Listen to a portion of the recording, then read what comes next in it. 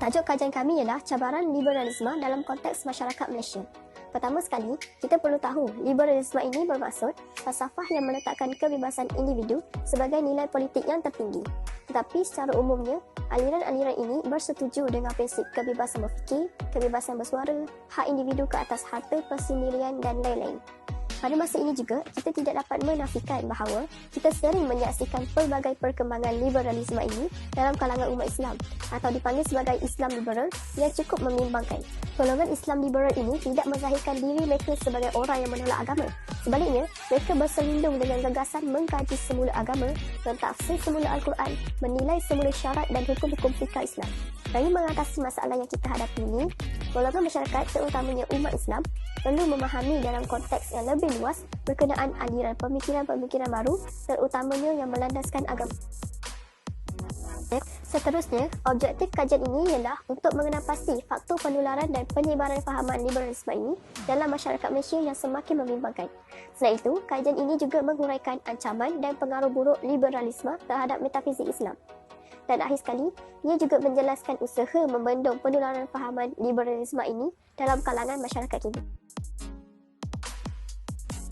Hai, Assalamualaikum. Saya Farah Norain binti Ishak dengan Kad Menteri 2020970229 akan membincangkan tentang kajian literatur pada kajian laporan ini. Melalui kajian yang dibuat oleh Faiz Yunus pada tahun 2017 bertajuk Radikalisme, Liberalisme dan Terorisme Pengaruhnya Terhadap Agama Islam, kajian telah menyebut tentang definisi-definisi liberalisme yang terdiri daripada pada sumber, aliran dan mazhab. Menurut R.G. Collingwood, liberalisme adalah kebebasan manusia untuk bertindak tanpa paksaan. Manakala, kajian ini juga menyatakan definisi liberalisme bagi Leo Strauss iaitu hak kudus manusia untuk mengkritik kerajaan, the sacred right of everyone to criticize the government. Ini membuktikan bahawa liberalisme adalah suatu ideologi yang tidak mudah didefinisikan. Selain itu, kajian turut menyatakan konsep dan elemen-elemen kehidupan masyarakat liberalisme. Namun, jika diteliti dengan lebih mendalam, kajian kurang membincangkan usaha untuk membendung penularan fahaman liberalisme, terutama dalam kalangan masyarakat Malaysia. Oleh itu, dalam kajian kami akan membincangkan cara-cara untuk membendung fahaman liberalisme, terutama dalam konteks masyarakat Malaysia.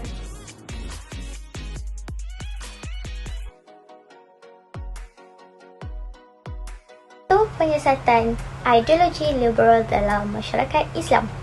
Okey, menurut jaringan Islam liberal memilih kebebasan individu dan pembebasan dari struktur sosial iaitu politik yang menindas. Okey, kedua, fahaman ini cuba menyesuaikan diri Islam dengan realiti kehidupan yang moden. Okey, pemikiran ini bertentangan dengan Islam kerana hakikatnya kehidupan di zaman moden ini muncul dengan prinsip akidah dan syariah Islam. Okey, seterusnya, ia mengamalkan konsep pluralisme yang mengatakan semua agama adalah setara.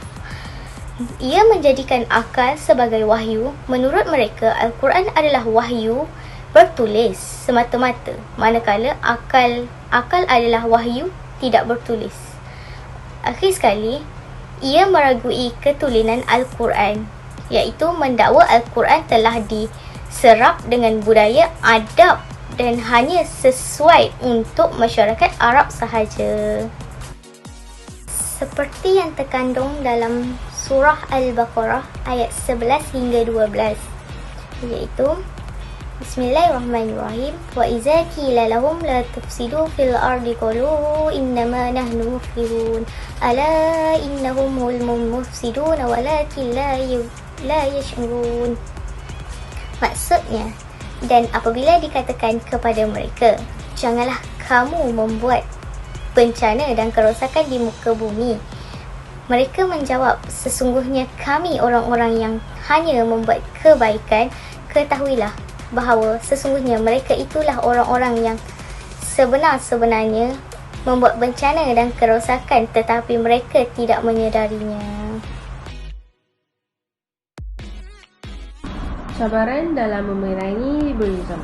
teras kepada idea liberalism ini ialah keperhatian dalam melindungi dan menggalakkan kebebasan individu dalam konteks penentangan terhadap pihak lain, sama ada negara, masyarakat ataupun individu yang lain yang akan mengganggu kebebasan dan autonomi dalam segala aspek. Terdapat banyak cabaran yang menghalang dalam usaha memerangi liberalism ini. Yang pertama kita lihat di sini ialah kepercayaan individu yang terlalu mementingkan kebebasan individu yang membuatkan mereka sukar untuk ditegur. Lantaran sukar ditegur itu kurangnya ilmu dan iman dalam diri mereka. Mungkin ramai di kalangan kelompok ini tidak memahami bahawa Islam sebenarnya merupakan agama yang pembebasan. Oleh itu, patut digarisbawahi bahawa pertama, Islam datang dengan misi istiqlal iaitu kemerdekaan dan huriyah iaitu kebebasan. Yang kedua, tujuan utama dalam Islam mestilah bersifat islahi iaitu pembebasan daripada keburukan kepada kebaikan. Yang kedua, dalam memerangi liberalism ini ialah kekeliruan yang telah dibawa oleh kelompok Islam liberal. Golongan ini telah menyisbikan pentafsiran agama dan menolak kewibawaan atau autoriti yang telah sedia terbina dalam tradisi ilmu Islam. Namun apabila Islam liberal ini cuba untuk membawa perubahan atau pembaharuan ataupun cuba untuk melangkaui batas, pushing the limit terhadap kewibawaan keilmuan ini, mereka telah membuka ruang tanpa had untuk semua jenis pentafsiran dan menganggap pentafsiran tersebut sebagai sama tahap kewibawaannya di dalam pemahaman agama. Dan hasilnya ialah ramai sekali di kalangan masyarakat Islam yang telah pun dididik sebenarnya dengan asas agama yang meyakinkan telah menjadi keliru dan pula berdaya. Antara usaha-usaha untuk membancas liberalism adalah memupuk nilai adab dan tingkah laku yang baik dalam kalangan masyarakat, menekankan tentang aspek pendidikan akidah dan pencegahan melalui dakwah. Antara langkah yang paling utama yang perlu diketengahkan dalam usaha membancas fahaman liberalism ialah dengan memupuk nilai adab dan tingkah laku yang baik dalam kalangan masyarakat khususnya di Malaysia. Hal ini kerana nilai adab yang tinggi mampu mencapai ketamadunan sesebuah masyarakat. Secara amnya, peradaban yang tinggi mampu dicapai melalui 3 elemen iaitu akidah, ibadah dan akhlak. Pengukuhan pelbagai agama berasaskan 3 elemen ini perlu dibentuk bagi menjamin kelangsungan sesebuah peradaban yang tinggi. Seterusnya, menekankan tentang aspek pendidikan akidah. Kita perlulah menekankan tentang aspek pendidikan akidah kerana melalui pendidikan, pegangan akidah dapat dipegukan dalam penghayatan diri seseorang Muslim itu. Oleh hal demikian, kita perlulah sentiasa menambah ilmu pengetahuan sama ada melalui pembacaan sendiri, melibatkan diri dalam majlis-majlis ilmu atau berguru dengan mana-mana institusi bertauliah. Pendidikan amat penting dalam mencorak gaya pemikiran individu tersebut. Dari sudut undang-undang juga, terdapat bentukan khas dalam Perlembagaan Persekutuan dan Undang-Undang Pentadbiran Agama Islam yang menjaga akidah umat Islam melalui institusi pendidikan, pentadbiran dan penguatkuasaan. Usaha yang dilakukan untuk membendung penyelewengan akidah dilihat dari 2 sudut iaitu pertama, langkah pencegahan melalui usaha dakwah dan yang kedua, penguatkuasaan undang-undang dalam memastikan akidah umat Islam terpelihara dengan baik dan sempurna. Hai, Assalamualaikum. Nama saya Amirul Hakim bin Mat Suhaimi dengan membuka matriks 2020-970-227. Di dalam laporan pembentangan ini, saya ditugaskan untuk membuat rumusan tentang laporan berkaitan cabaran liberalism dalam konteks masyarakat Malaysia. Di dalam pembentangan rumusan ini, saya akan membincangkan serta merumuskan tentang ideologi liberalism serta langkah-langkah terbaik dalam melakukan pencegahan ideologi liberalism ini. Secara keseluruhannya, liberalism adalah ideologi yang mengamalkan penggunaan rasional akal dalam menyelesaikan persoalan dan mahu meminggirkan agama. Justru itu, semua pihak haruslah memberi perhatian terhadap ancaman pemikiran liberalism ini agar tidak mengundang impak negatif kepada akidah dan sahsiah generasi muda.